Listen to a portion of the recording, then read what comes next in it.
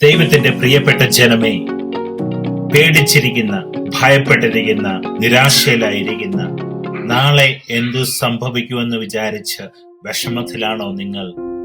ക്രിസ്തുവിന്റെ നാമം എടുത്തുകൊണ്ട് ദൈവത്തിന്റെ മക്കളായ നമ്മൾ മോശ ഒരു ഇസ്രായേൽ ജനത്തെ നടന്നതുപോലെ അവർക്ക് മുമ്പിൽ ഒരു റെഡ് സീ തടസ്സമായി വരുമ്പോൾ, അല്ലെങ്കിൽ അവരുടെ ശത്രുക്കൾ അവരുടെ പുറകെ അവരെ നശിപ്പിക്കാനായി കടന്നു വരുമ്പോൾ, എവിടെയും ആരും ഒന്ന് പതറിപ്പോവും.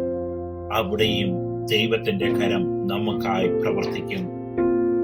പുറപ്പാടിന്റെ പുസ്തകം 14 അധ്യായം ദൈവം ഒരു ഇസ്രായേൽ ജനത്തെ നടത്തിയതിന്റെ ഏറ്റവും വലിയ ദൈവത്തിന്റെ ദൂത്, ദൈവത്തിന്റെ സന്ദേശം, ദൈവത്തിന്റെ മെസ്സേജ് ഇന്ന് ഞാൻ നിങ്ങളുമായി പങ്കുവെക്കുന്നു. ഒരു 5 മിനിറ്റിനുള്ളിൽ നിങ്ങളുടെ ജീവിതം ദൈവം മാറ്റിയിരിക്കും. പുറപ്പാടിന്റെ പുസ്തകം 14 അധ്യായത്തിൽ നമുക്കറിയാം, ദൈവത്തിന്റെ തെരഞ്ഞെടുക്കപ്പെട്ട മക്കൾ, ദൈവത്തിന്റെ രക്തത്താൽ വിലക്ക് വാങ്ങപ്പെട്ട മക്കൾ പാപത്തിന്റെയും അടിമത്തത്തിന്റെയും ശാപത്തിന്റെയും തകർച്ചയിലൂടെ കടന്നു പോകുന്നു. ദൈവം ഒരുവനെ ഉയർപ്പിക്കുന്നു. എന്തിനു വേണ്ടി? യോഹന്നാന്റെ സുവിശേഷം 3 അധ്യായത്തിന്റെ 16 വാക്യത്തിൽ പറയുന്നു, ദൈവം തന്റെ ഏകജാതനെ നൽകിക്കൊണ്ട്, ദൈവം നമ്മളെ അത്രമാത്രം സ്നേഹിക്കുന്നത് കൊണ്ട് ഒരിക്കലും നശിക്കപ്പെടാതിരിക്കാൻ നമ്മുടെ രക്ഷക്കായി യേശു ക്രിസ്തുവിനെ ഈ ലോകത്തിന് പാപപരിഹാരമായി ചെയ്തു. യേശുവിന്റെ ക്രൂശ് മരണത്തിലൂടെ നമുക്ക് പാപപരിഹാരം നേടിത്തന്നു. എന്തിന്?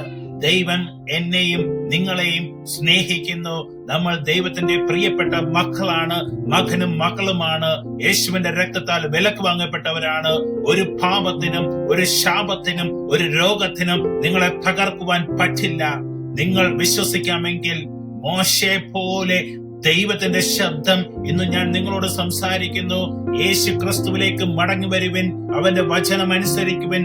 മോശ ദൈവത്തിന്റെ സ്വരം കേട്ടു. ദൈവം പറഞ്ഞു, നീ എന്തിനാണ് കരയുന്നത്? ഇസ്രായേൽ ജനത്തോട് പറ മുന്നോട്ട് നടക്കുവാൻ. അവിടെ കടല് മാറിയില്ല, വെള്ളം ഡിസപ്പിയർ ആയില്ല. ദൈവം പറഞ്ഞു കൊടുത്തു, എങ്കിലും നീ വിശ്വാസത്തോടെ നടക്ക്. നിന്റെ കയ്യിലിരിക്കുന്ന വടിയെടുത്ത് അതിന് മേലെ കാണിക്ക്, അതിനെ അടിക്ക്, അതിന്റെ കരമെടുത്ത് പ്രവർത്തിക്കട്ടെ. എപ്പോഴാണോ മോശ തന്റെ ദൈവത്തിന്റെ സ്വരത്തില്, ദൈവത്തിന്റെ വചനത്തിൽ വിശ്വാസം അർപ്പിച്ച് മുന്നോട്ട് നടന്നുപോ, ആ റെഡ് സീ 2 പിളർന്നു, ഒരു മതില് പോലെ നിന്ന് ഒരു കര ഉണ്ടായി. ആ കരയിലൂടെ ഇസ്രായേൽ ജനം നടന്നു തുടങ്ങി. ശത്രുക്കൾ അവരുടെ പുറകെ നടന്നു. അവർ ഭയപ്പെട്ടു. ശത്രുക്കൾ വരുന്നത് കണ്ടു. മരണത്തിന്റെ നിഴൽ വീണ താഴ്വരയിലൂടെയാണ് അവർക്ക് നടക്കുന്നതെന്ന് അവർ മനസ്സിലായി. എന്നാൽ റെഡ് സീ തുറക്കുന്നതിനും തൊട്ട് മുമ്പ് അവർ വിചാരിച്ചിരിക്കണം, അവർ പറഞ്ഞിരിക്കണം, ഞങ്ങളുടെ ജീവിതം ഇവിടെ അവസാനിക്കാറായി. ഇതിനേക്കാൾ നല്ലത് ആ പഴയ അടിമത്തത്തിൽ കഴിയുന്നതായിരുന്നു. എന്തിനാണ് ഞങ്ങൾ ഇങ്ങോട്ട് കൊണ്ടുവന്നത്? ദൈവത്തിന്റെ പ്രിയപ്പെട്ട ജനമേ, ഈ ചോദ്യം നിങ്ങൾക്കും ഉണ്ടായിരിക്കും. നിങ്ങൾ ദൈവത്തിൽ വന്നിട്ട് നിങ്ങൾക്കൊന്നും കിട്ടിയില്ല എന്ന് നിങ്ങൾക്ക് തോന്നുന്നുണ്ടോ? നിങ്ങളുടെ പ്രാർത്ഥന ദൈവം സ്വീകരിക്കുന്നില്ല എന്ന് തോന്നുന്നുണ്ടോ? മക്കളെ, സഹോദരങ്ങളെ, അപ്പനും അമ്മയും മറന്നാലും ഒരിക്കലും മറക്കാത്ത, തന്റെ നെഞ്ചോട് ചേർക്കുന്ന ദൈവത്തിന്റെ സ്നേഹം നിങ്ങൾ രുചിച്ചറിയണമെങ്കിൽ നിങ്ങൾ ആ ദൈവവുമായി സമയം പങ്കുവയ്ക്കണം.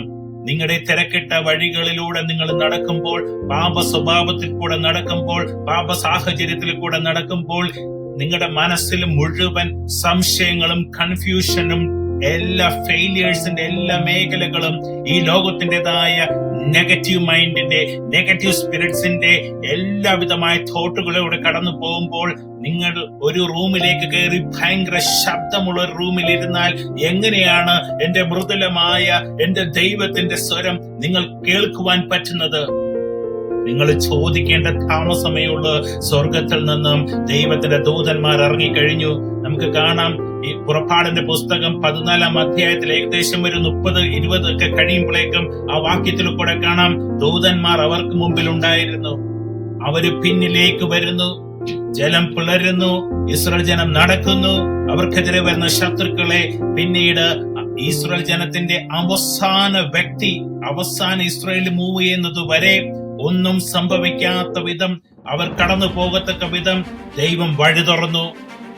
ആ വഴി തന്റെ കടന്നു പോയതിനു ശേഷം ശത്രുക്കൾ അവരെ പിന്തുടർന്നു വന്ന് സകല ശത്രുക്കളെയും ആ വെള്ളം കൊണ്ട് തന്നെ, ആ വഴിയിലൂടെ തന്നെ ദൈവം അവസാനിപ്പിച്ചു.